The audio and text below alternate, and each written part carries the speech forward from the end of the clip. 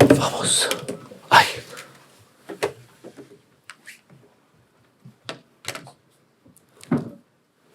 Good afternoon. Jeremy, do you want to start us off? Hi, Antonio. Terrible results and the performance. I mean, how do you explain that? Yeah, but for sure not a good result for us. And a lesson that we can learn today, that there are games that if you are not able to go to win, you are not to lose. And it was very, very clear that today it wasn't our day.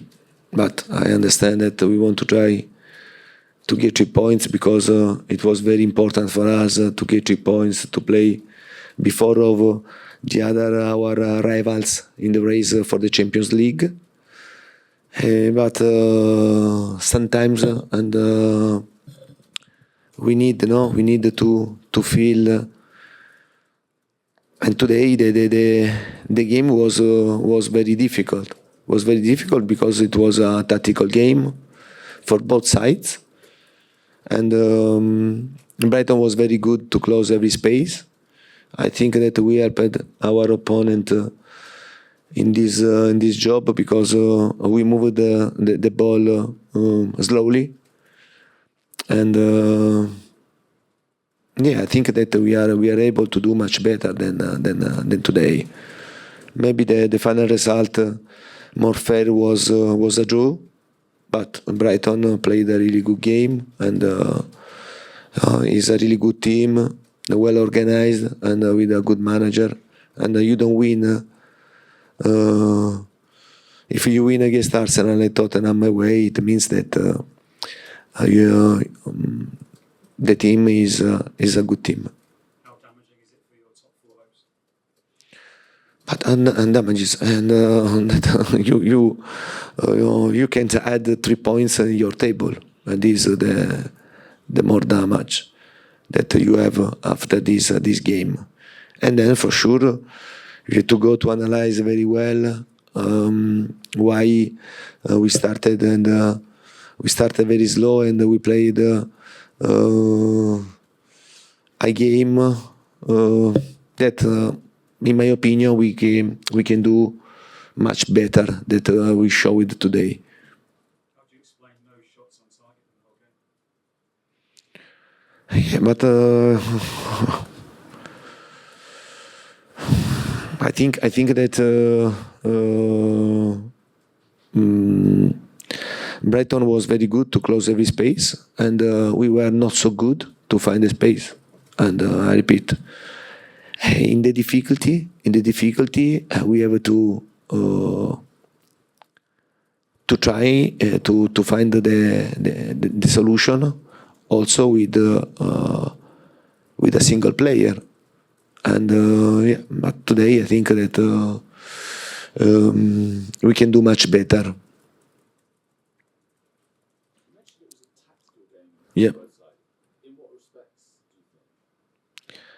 Yeah, it was a tactical game, but after I have seen the game against Arsenal, was very clear in my mind the way that Brighton were going to play against us, and Brighton was good to close every space, but I repeat, if you move the ball in a slow way and you help your opponent to close the space, because you give the opportunity to slide and to occupy the space that to have to occupy with your players if you move the ball quickly. And yeah, I think that we have to try to do much better than today. We have to know that we are in this race for a Champions League. I think that maybe not many people waited this, but we are into this race because we show that we deserve to stay there. But now we have to continue. You have to continue because once you reach a good position in the table, and then you have to try to keep this position, and it's a good opportunity also for us to cope with pressure, because when you arrive and then you know that you stay in a fantastic target for you, or you are winning the league and you are fast, and then you have to cope with the pressure, with the other results. And I think this is a good opportunity for us to improve because I think this group of players needed about this type of exams for improvement. Just wanted as well, last week there was a tackle on Doherty, some big tackles today. Do you think the laws are correct as they are? Do you think the players get enough protection from tackles from opposition players? No, I think that sometimes I think that the referees has to pay more attention and to protect players, because I understand that you go and you take the ball, but if you go to take half ball and half body and you make damage the players, it's not the same. I think for the safety of the players, and the referees has to pay great attention to understand, because I repeat, and you go to take the ball, but when you take the ball and the whole body and you make damages your opponent, I think you have to make a big punishment to the players. I was player. I know the way to do. If I want to make a problem, an opponent, an injury, okay, I find the right time to go the ball and the total body. I was player. I know this, and instead to take only the ball, I go the ball. But he has taken the ball. Yeah, he has taken the ball, but he broke the leg also. Did you feel that Brighton deliberately slowed the game down? Every time there was a tackle, they seemed to roll around a bit and then just frustrating the crowd. Do you think that was a deliberate tactic almost? I think Brighton played the game that they prepared very well to play a tactical game and to try to close every space. At the end, they reached a great result, and they won the second game in a row, before against Arsenal and now against Tottenham. But we are talking about a team that they are showing. They showed in this season to be a really good team, well organized, and they are well prepared. They sort of stopped the game flowing.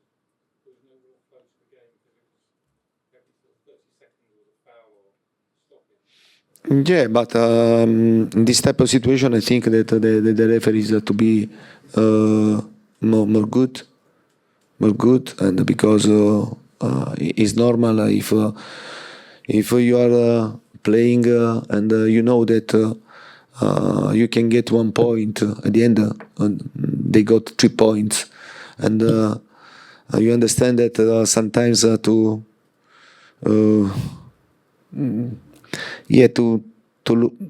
make to lose the intensity of the game, and with a player to stay